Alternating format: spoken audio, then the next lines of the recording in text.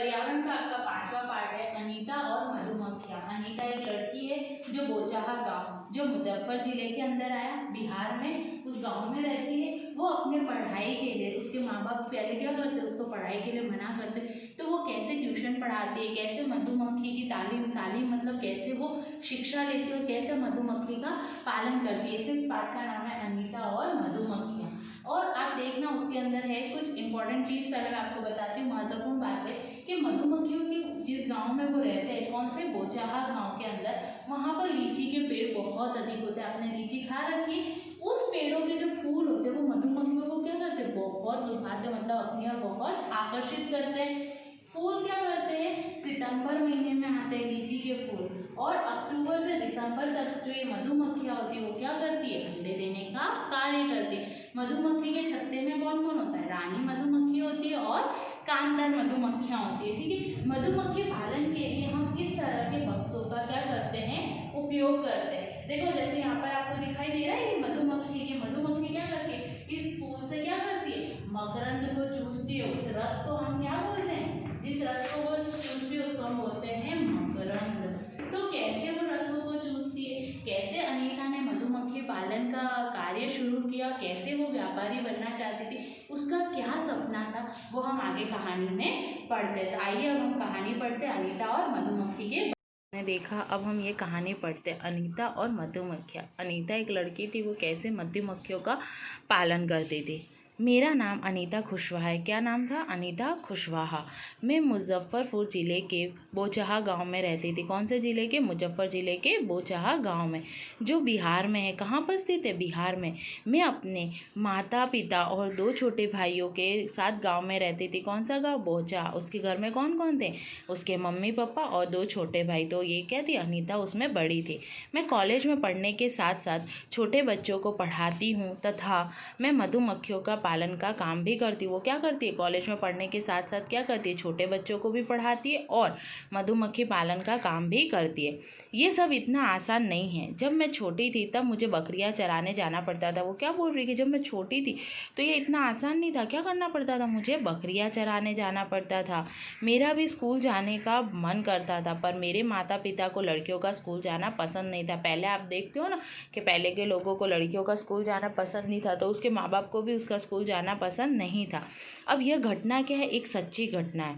यह जो अनीता खुशवाहा है वो लड़कियों के लिए क्या है, एक आदर्श बने कि नहीं हमको भी क्या करना चाहिए, स्कूल जाना चाहिए।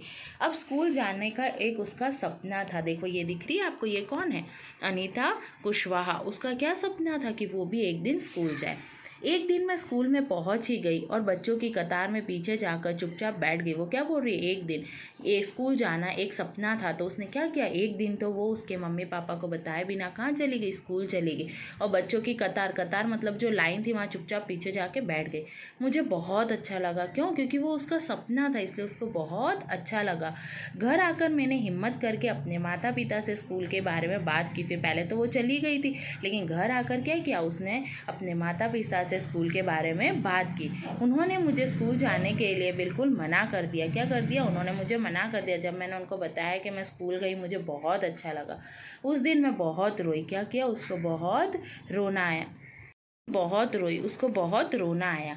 हमारे गांव के एक शिक्षक को इस बात का पता चला। उसके गांव के जो एक शिक्षक है उसको पता चला, शिक्षक मतलब जो अध्यापक थे उसको इस बात का पता चला। उन्होंने मेरे माता पिता को समझाया। फिर क्या किया, उन्होंने मेरे माता पिता को समझाया। उन्होंने यह भी बताया कि 8वीं कक्षा तक की पढ़ाई पर कोई खर्च नहीं होता है। वो क्या बोल रहे हैं कि 8वीं कक्षा तक यदि आप अपनी लड़की को पढ़ाते हो तो खर्च मतलब कोई भी फीस आपको नहीं देनी है। पढ़ना तो प्रत्येक बच्चे का अधिकार है। देखो ये लाइन है ना डबल इन्वर्टेड कॉमा के अंदर, इसलिए इम्पोर्टेंट है। पढ़ना तो प्रत्येक बच्चे का अधिकार, सभी को अधिकार दे रखा है, पढ़ना ज़रूरी है। माता पिता मान गए और मेरा स्कूल जाना शुरू हुआ। तो शिक्षक के समझाने पर माता पिता ने क्या किया, उसकी बात मान ली। मैं बहुत तेजस्वी छात्र नहीं थी, पर हमेशा कुछ ना कुछ सवाल ज़रूर करती रहती थी। तेजस्वी मतलब पढ़ने में इतनी अच्छी नहीं थी, फिर भी वो कुछ ना कुछ सवाल किससे करती रहती थी, अपने टीचर से। अब देखो यहाँ पर है, जैसे आप एक साल में स्कूल की सभी चीज़ों पर कितना खर्च करते हो, तो आपको बताना है स्कूल आने जाने में आपका कितना खर्च होता है, कॉपी, पेन, पेंसिल, गणवेश मतलब आपके स्कूल की यूनिफॉर्म, बस्ता, खाने का डिब्बा, जूते, चप्पल, अन्य वस्तुएं, ठीक है, उसकी टोटल आपको क्या करनी है, यहाँ पर लिखनी है। पढ़ाई जारी रही, फिर उसको पढ़ाई बहुत अच्छी लगती थी। मैंने 5वीं कक्षा पास कर ली। कौन सी कक्षा? 5वीं। मुझे पता चला कि अब पढ़ने का खर्च बढ़ जाएगा। अब उसको लगा कि मैंने 5वीं पास कर ली, फिर मैं 6ठी, 7वीं, 8वीं में आ जाऊंगी, उसके बाद तो मेरा खर्चा बढ़ेगा। मेरे माता पिता मुझे पढ़ाने के लिए तैयार ना थे, पर मुझे तो पढ़ना था। उसके माता पिता को अधिक खर्च होता है तो वो पढ़ाने को तैयार नहीं थे। मैंने हल ढूंढ लिया। हल ढूंढना मतलब मैंने उस समस्या का समाधान कर लिया। मैंने अपने से छोटे बच्चों को पढ़ाने लगी। देखो यहाँ पर दिख रहा है, ये कौन है, हमारी अनीता खुशवाहा। वो क्या कर रही है, उनसे छोटे बच्चों को दिख रहा है आपको, यहाँ पर पढ़ा रही है। तो उसने ट्यूशन करना शुरू किया। उससे मुझे रुपए मिले और मेरी पढ़ाई जारी रही। उससे क्या हुआ, उसको पैसे भी मिले और उसने पढ़ाई भी शुरू की। तो आप देखो कि उसने क्या किया, धीरे धीरे पढ़ाना शुरू किया, जिससे उसकी क्या हो गई, इनकम होना शुरू हुई और उसने पढ़ाई शुरू की। धीरे धीरे मैंने अन्य लोगों को समझाना शुरू किया कि वे सभी लड़कियों को स्कूल भेजें। देखो जैसे ये और लड़की है तो उसने उसकी मम्मी को समझाया कि आप इसको कहाँ भेजो, स्कूल भेजो। मेरे माता पिता ने मुझे मदद करना शुरू कर दिया। फिर उसके मम्मी पापा को पता चला कि नहीं, पढ़ना ज़रूरी है, तो उसके माँ बाप ने भी उनकी मदद करना शुरू की। घर का सारा काम मेरी माँ ही कर लेती थी। क्यों? क्योंकि वो ट्यूशन पढ़ाती थी, खुद पढ़ती थी, जिससे मुझे पढ़ने के लिए काफ़ी समय मिल जाता था। तो आपको पता चला कि कैसे वो क्या करती थी, अपनी पढ़ाई को जारी रखने के लिए ट्यूशन्स पढ़ाती थी, है ना, और घर का सारा काम उसकी माँ करती थी। अब है मधुमक्खी पालन, कि उसने मधुमक्खी पालन कैसे किया। हमारे इलाके में बहुत से लीची के पेड़ है। लीची आप सबने खाई है ना, उसके पेड़ थे। इस वृक्ष के फूल मधुमक्खियों को बहुत लुभाते मतलब मधुमक्खियाँ क्या करती है, फूलों का रस चूसती है, तो उनको उसके फूल बहुत अच्छे लगते थे। इसलिए यहाँ लोग मधुमक्खियों को पालने का काम करते थे। कहाँ? बोचाहा गाँव के अंदर लोग कौन सा पालन करते थे? मधुमक्खी पालन। सरकार द्वारा इसकी तालीम भी दी जाती है। मतलब तालीम देना मतलब शिक्षा दी जाती है कि कैसे आपको मधुमक्खी का पालन करना है। मैंने उस तालीम में भाग लिया, तो मैंने भी उस शिक्षा के अंदर भाग लिया।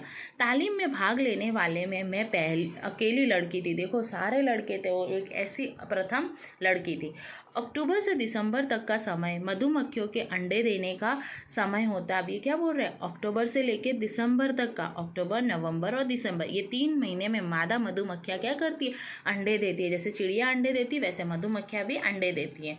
मधुमक्खियों के पालन का सबसे अच्छा समय यही है। तो मधुमक्खियों को पालने का सबसे अच्छा क्या है, समय कौन सा होता है? अक्टूबर से दिसंबर तक का। देखो यहाँ पर दिख रहा है आपको, ये क्या है, फूल है। फूल के ऊपर देखो आपको ये मधुमक्खी दिखाई दे रही है। ये मधुमक्खी है, वो क्या कर रही है, रस चूसने का काम कर रही है। तो सबसे अच्छा महीना कौन सा होता है? अक्टूबर से लेके दिसंबर तक का। मधुमक्खी पालक के रूप में, कि अब कैसे मधुमक्खी उसने पालन की। मैंने अपना मधुमक्खी पालन का कोर्स पूरा कर लिया, परंतु काम शुरू करने के लिए रुपए की ज़रूरत थी। अब उसने वो मधुमक्खी पालन की जो शिक्षा थी, कोर्स, वो पूरा कर लिया, लेकिन उसको मधुमक्खी पालन के लिए ना पैसों की, रुपए की ज़रूरत थी।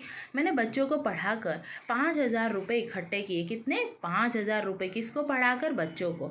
इन रुपयों से मैंने मधुमक्खी पालने के 2 बक्से खरीदे। देखो आपको यहाँ नीचे चित्र में दिखाई दे रहा है बेटा, ये क्या है, बक्सा है। इन बक्सों के अंदर क्या किया जाता है, मधुमक्खी का पालन किया जाता है।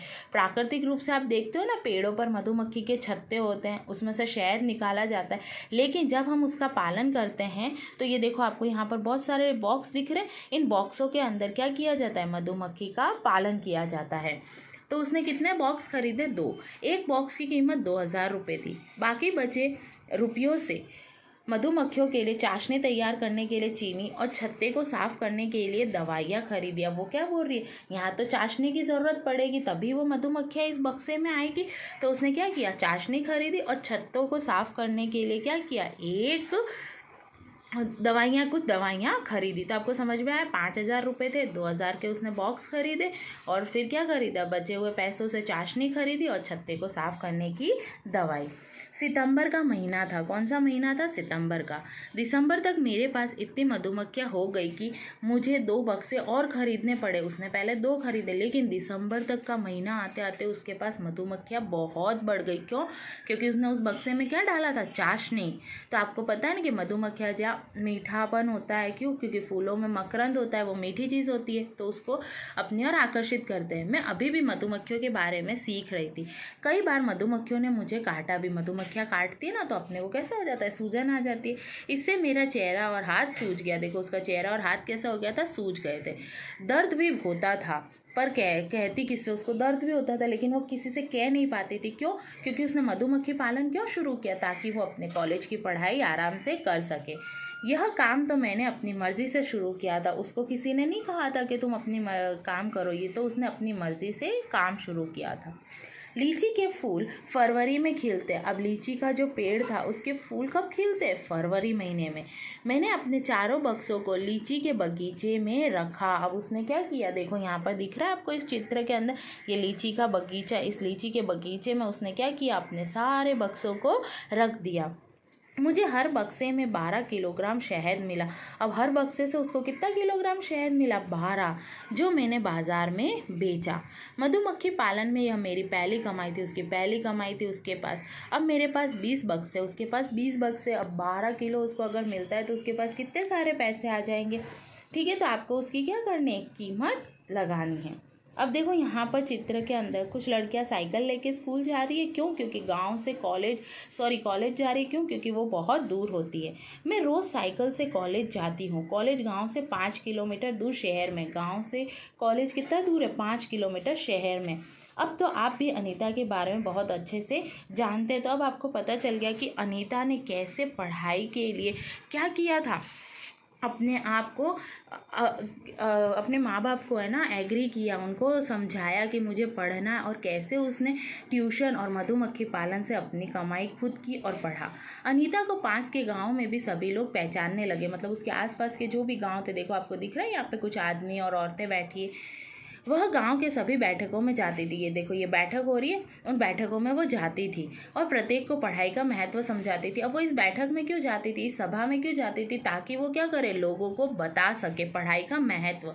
कभी कभी कुछ लोग उस पर हंसते भी थे, लेकिन अनीता को पता था कि उसे क्या करना है। कुछ लोग उस पर हंसते थे, लेकिन अनीता को पता था कि उसको क्या करना है, कैसे इन लोगों को समझाना है पढ़ाई का महत्व।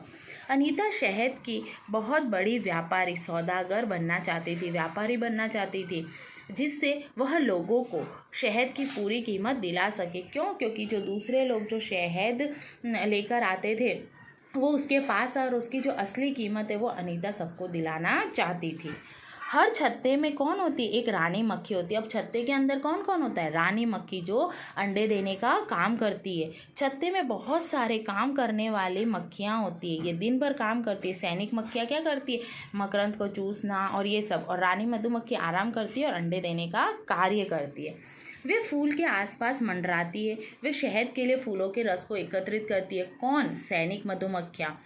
अब कुछ एक मक्खी को रस मिल जाता है तो वह एक खास तरह का नाच करती है, जिससे दूसरी मधुमक्खियों को पता चल जाता है। अब देखो जैसे अपने कोई चीज़ ढूंढने गए तो हम अपने क्या करते, बोल कर किसी को बुला सकते हैं। आपके दोस्त वगैरह, आप घूमने जाते हो, कोई अच्छी चीज़ यदि आपको दिखती है तो आप आवाज़ लगाते हो। तो मधुमक्खियाँ क्या करती है? एक विशेष तरह का नाच करती है यदि उनको रस मिलता है।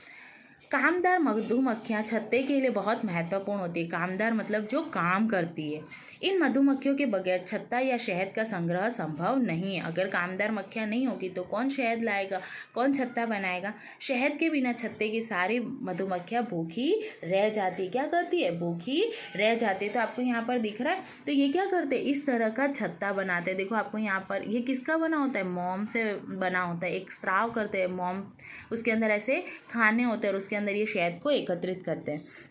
मधुमक्खियों की तरह ही चींटियाँ भी मिलजुल कर रहती है। आपने देखा है ना, चींटियाँ भी देखो यहाँ पर चित्र में दिखाई दे रही है। ये मधुमक्खियाँ ले जा रही है, वैसी चींटियाँ भी होती है। आपने देखा है ना, रानी चींटियाँ क्या करती है? अंडे देने का काम करती है। और जो सिपाही चींटियाँ है वो क्या करती है? बिल का ध्यान रखती है। कामदार चींटियाँ भी भोजन ढूंढ कर कहाँ लाती है? बिल में। आपने देखा होगा ना, बारिश के टाइम पर ज़मीन में से है ना क्या करती है? बहुत सारी चींटियाँ निकलती है, तो उसके साथ है ना उनका खाना भी वो लोग आते हैं।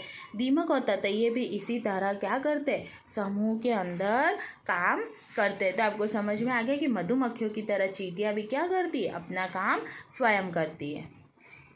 अभी आपने देखा कैसे है ना, अनीता ने क्या किया, उसके माँ बाप के ना पढ़ाने पर एक शिक्षक ने उनको समझाया कि आपकी लड़की को आप पढ़ाओ। तो उसने क्या किया, 8वीं तक उन्होंने समझाया कि 8वीं तक कोई खर्चा नहीं है, कोई फीस नहीं है, कुछ नहीं, सब कुछ फ्री में है, सब कुछ माफ है। तो उन्होंने क्या किया, उसको पढ़ाने के लिए राजी हो गए। फिर धीरे धीरे जब वो 5वीं कक्षा में आई तो उसको क्या पता चला कि अब मैं 8वीं कक्षा में आऊँगी तो मेरा खर्च बढ़ जाएगा, तो मेरे मम्मी पापा मुझे मना करेंगे। तो उसने क्या किया, अपने से छोटे उम्र के बच्चों को पढ़ाना शुरू किया, उसने ट्यूशन करना शुरू किया। तो उसने क्या किया, उस ट्यूशन से कुछ पैसे कमाए और अपना आगे की पढ़ाई शुरू रखी। फिर उसने ये सोचा, उसने यहाँ पर उसके गांव में सब मधुमक्खी पालन कर रहे थे, तो उसने कहा कि मुझे भी ये सीखना है। तो इसमें एक शब्द आया है तालीम। तालीम का मतलब होता है शिक्षा। तो वो तालीम मधुमक्खियों को कैसे पालना है, उनको कैसे क्या चीज़ देनी है, ये सब उसके अंदर सिखाया जाता था। तो उन सभी जो मधुमक्खी पालन के जो तालीम थे उसके अंदर अनीता क्या थी, इकलौती लड़की थी, एक वही लड़की थी, बाकी सब लड़के थे उसके अंदर। ये तालीम उसने प्राप्त की। फिर उसने सोचा कि मेरे पास तो पैसे नहीं, तो उसने ट्यूशन से कितने 1000 रुपये कमाए थे, हमने देखे थे ना, उसने कितने 1000 रुपये कमाए थे, 5000।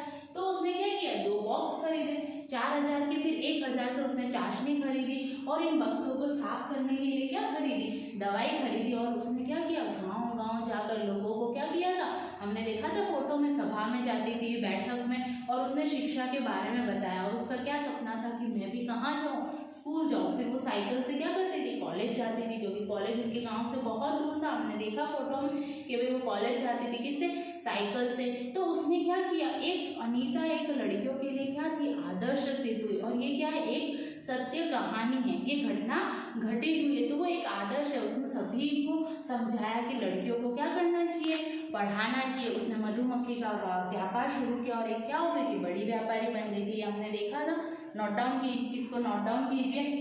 Thank you.